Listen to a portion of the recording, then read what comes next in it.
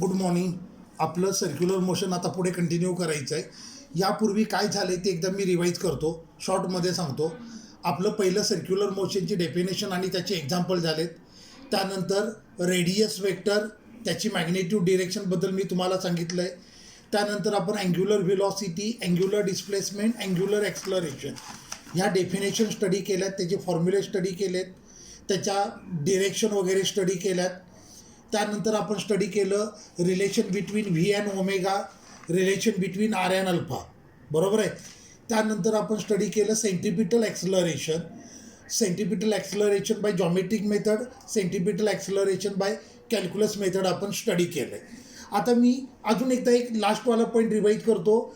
In case of circular motion there is single value of angular displacement which is parallel to axis of rotation, may be in vertically upward direction or may be in vertically downward direction. There is single value of angular velocity, there is single value of angular acceleration, there is single value of linear displacement, there is single value of linear velocity along tangent in forward direction. But in case of circular motion there are two different values of linear acceleration. One acceleration is acting in tangentially forward direction, याला आपण म्हणतो tangential acceleration, आणि tangential acceleration असतं r alpha.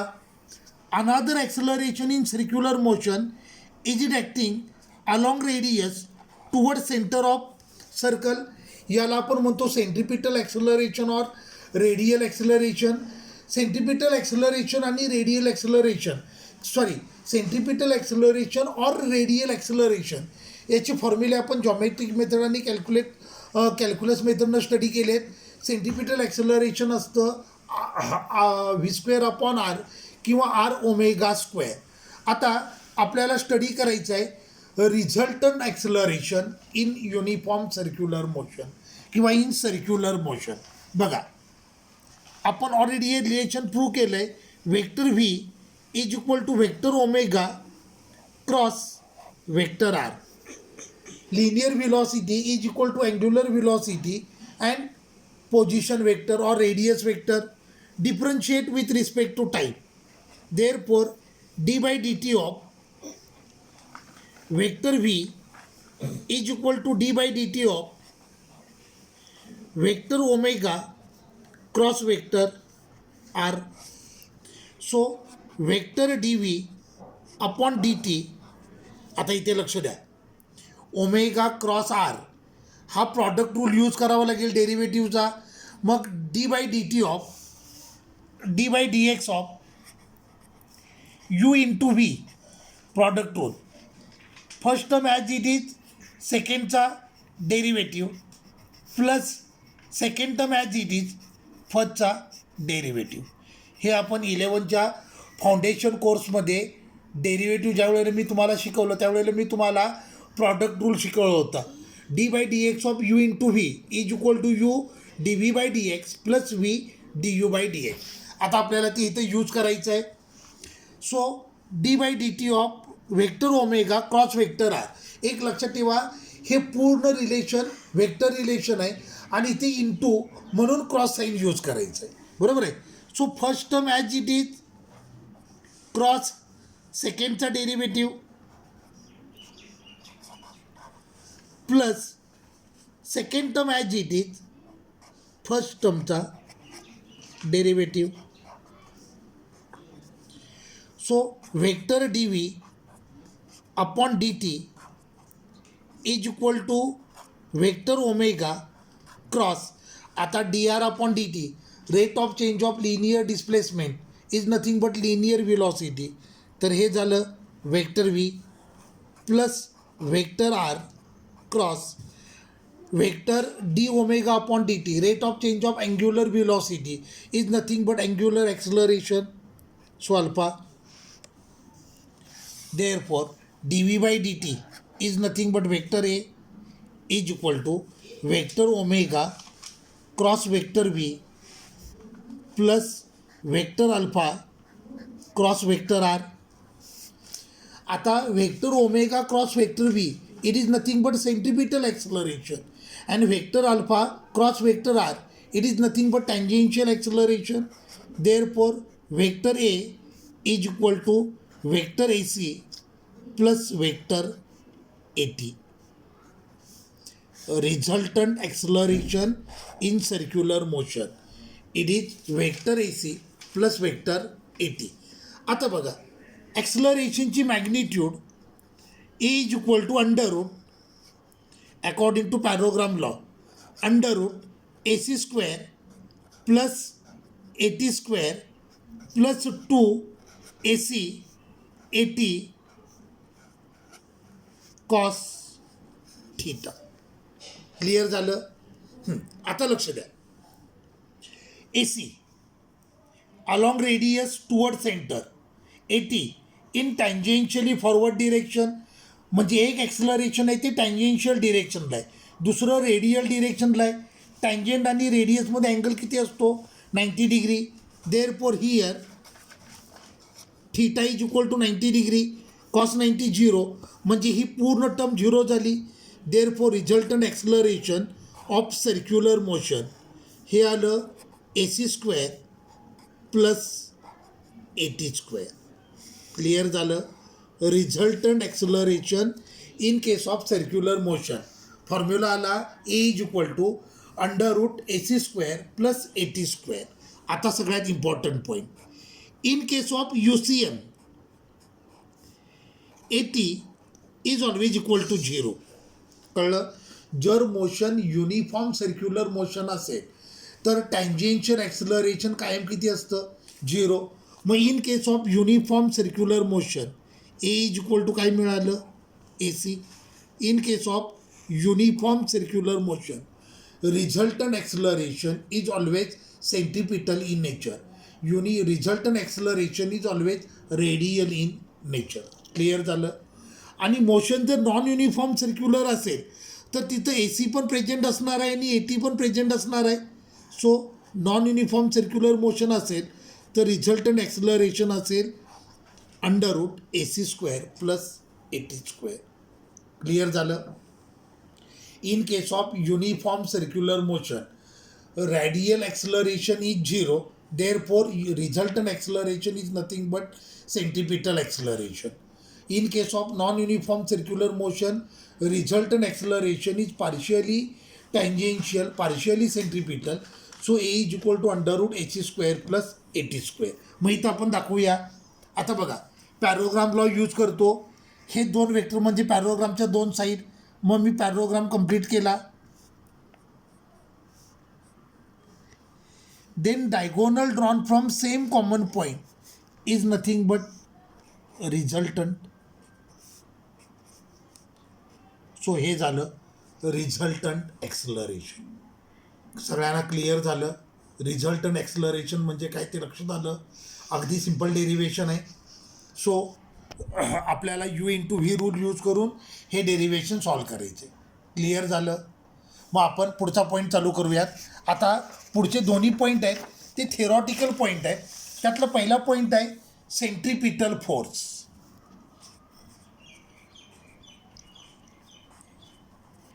Centripetal force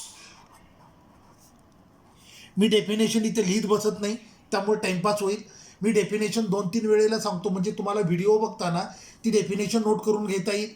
so बघा centripetal फोर्सला define करतात a force acting on a particle performing circular motion in a radially inward direction is called as centripetal force. A force acting on a particle performing circular motion in a radially inward direction is called as centripetal force. Clear झालं. A force acting on particle performing circular motion in radially inward direction is called as centripetal force. मग हा जर circular track असेल तर centripetal force act होईल along radius towards centre. So centripetal फोर्सची direction कायम कशी असणार आहे रेडियली इनवर्ड. आता सेंट्रिपिटल फोर्स फॉर्म्युला असतो मास into centripetal acceleration. So centripetal force is equal to m आणि centripetal acceleration असतो v square upon r, or centripetal force m आणि centripetal acceleration असतं r omega square. So centripetal force त्याचा formula आला M V square upon R किंवा M R omega square. Clear झालं. Diagram बघा. Position vector act कायम कसा होतो, रेडियस वेक्टर ॲक्ट होतो along radius away from centre. तर सेंट्रिपिटल फोर्स कसा ॲक्ट होतोय, along radius toward centre. So याचं वेक्टर रिलेशन आलं vector F C is equal to minus sign का घेतलं, कारण सेंट्रिपिटल फोर्स आणि रेडियस वेक्टर हे कायम एकमेकाला कसे आहेत, अपोजिट डिरेक्शनला आहेत. बरोबर आहे. मग आता हे रिलेशन असं आलं M V square upon R into R cap. कळलं. आता इथे बघा हे रिलेशन बघा. व्हेलॉसिटी ही वेक्टर क्वांटिटी जरी असली तरी तिची पॉवर अदर दॅन 1 आहे, त्यामुळे तिला काय ट्रीट करावं लागेल, as a scalar quantity. R हा वेक्टर आहे, पण वेक्टर डिनॉमिनेटरला आला आहे आणि वेक्टरसाठी डिव्हिजन हे ऑपरेशन व्हॅलिड नसतं, त्यामुळे युनिट वेक्टरनं मल्टिप्लाय केलं.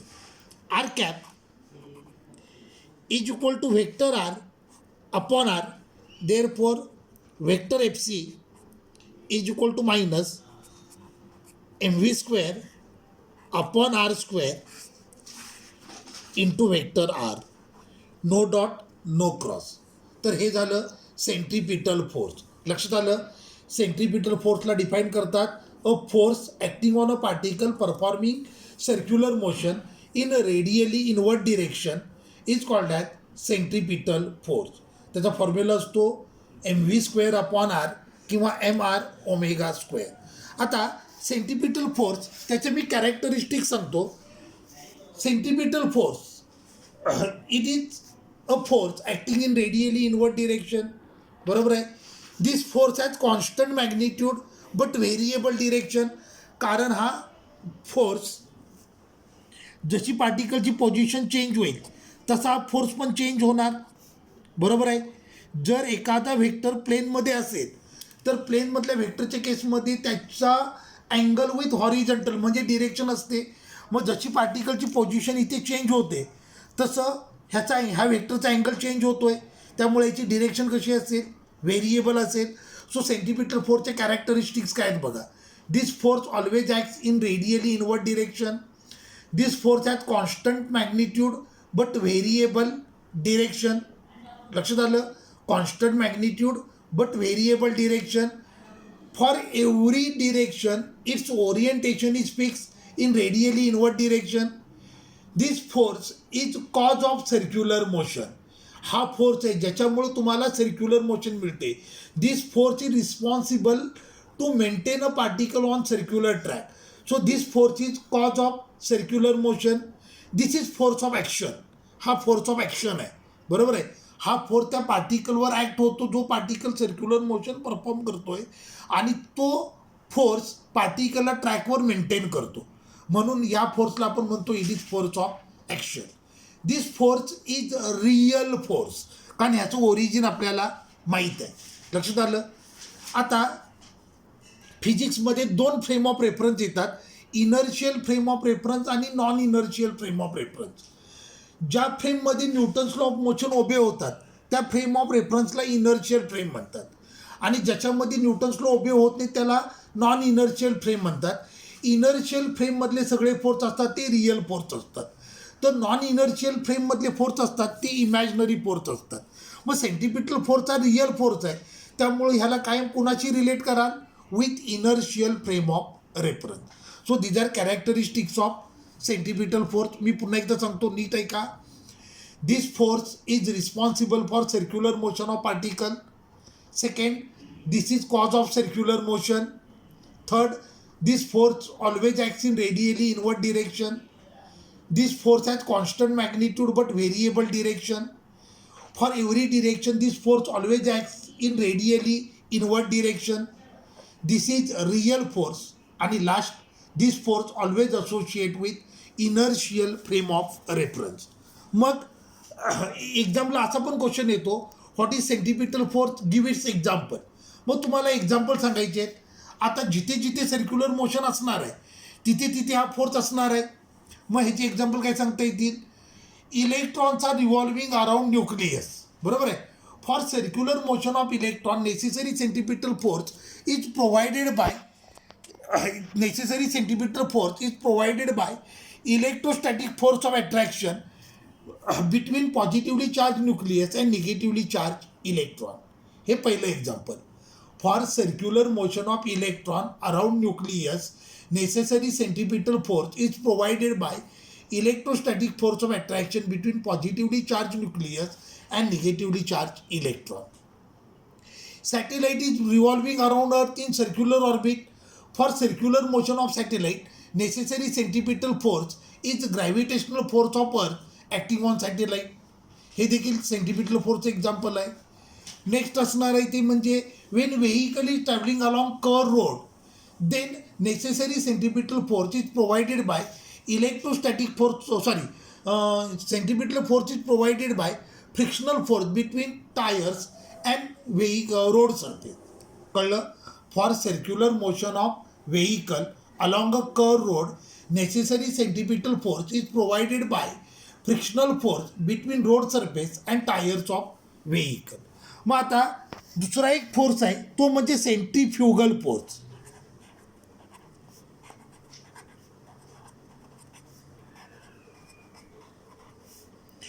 Centrifugal force, an imaginary force acting in a radially outward direction is called as centrifugal force.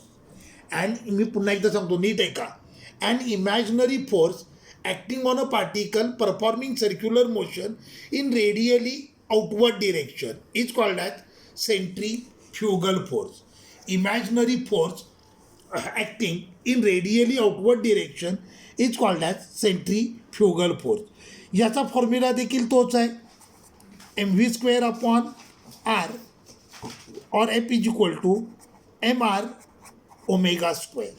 पण आता लक्ष द्या,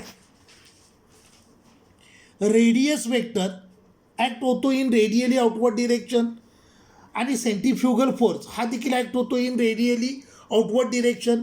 मग याचं व्हेक्टर रिलेशनमध्ये मायनस साईन येणार नाही. मग व्हेक्टर रिलेशन आलं mv² upon R into R cap और vector F is equal to mv² upon r² into vector R किंवा F is equal to m⍵² vector R. Clear झालं ह्याचं vector relation. So imaginary force and imaginary force acting in radially outward direction is called as centrifugal force.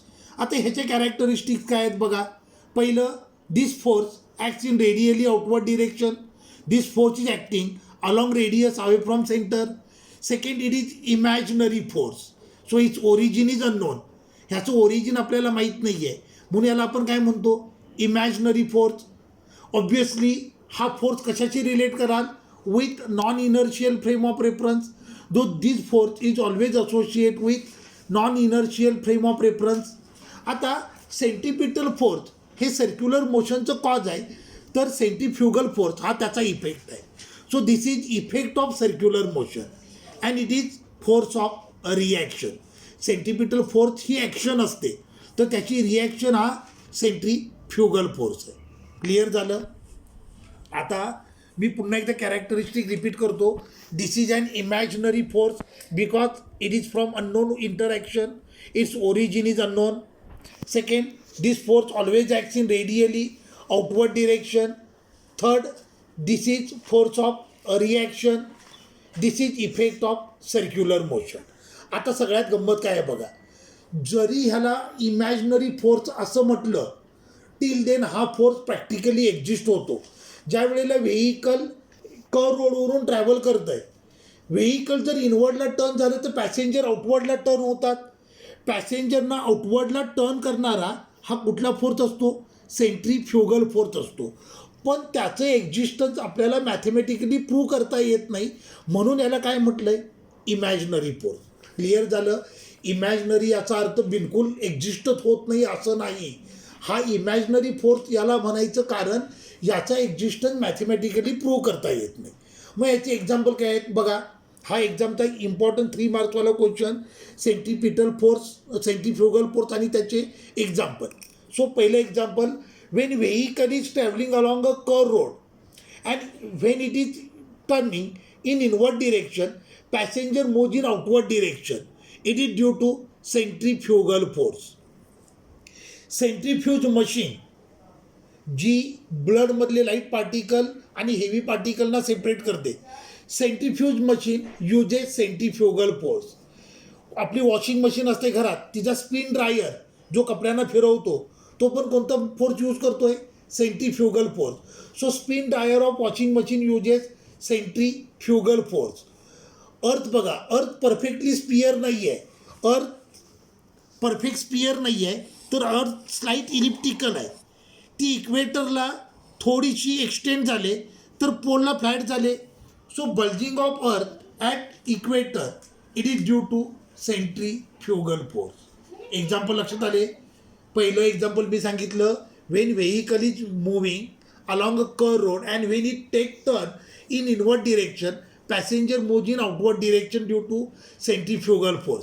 Bulging of earth at equator and flattening at pole, it is due to centrifugal force. Centrifuge machine, it uses centripetal force. Then spin dryer of washing machine uses centrifugal force. अगदी साधं example, आपण ज्या वेळेला speed ब्रेकरवरनं गाडी चालवतो त्यावेळेला तुम्ही अपवर्डला jump होता. स्पीड ब्रेकरवरून गाडी चालवताना बघा, तुम्ही वरच्या बाजूला उडालेले असता तर तुम्हाला वरच्या बाजूला उडवणारा फोर्स हा रेडियली आउटवर्डला ॲक्ट व्हायला पाहिजे. तो कुठला फोर्स असतो? Centrifugal force. घरात आपलं मिक्सर असतो, मिक्सरमध्ये तुम्ही मसाला वाटता त्यावेळेला ते सगळे पार्टिकल असतात ते आउटवर्डला मूव्ह झालेले असतात. कशामुळं? Due to centrifugal force. दूध घुसळतात आणि त्याच्यापासून ताक बनवतात. So cream is separated from milk. It is also due to centrifugal force. So daily लाईफमध्ये सेंट्रीफ्युगल फोर्सचे खूप सारे एक्झाम्पल आहेत.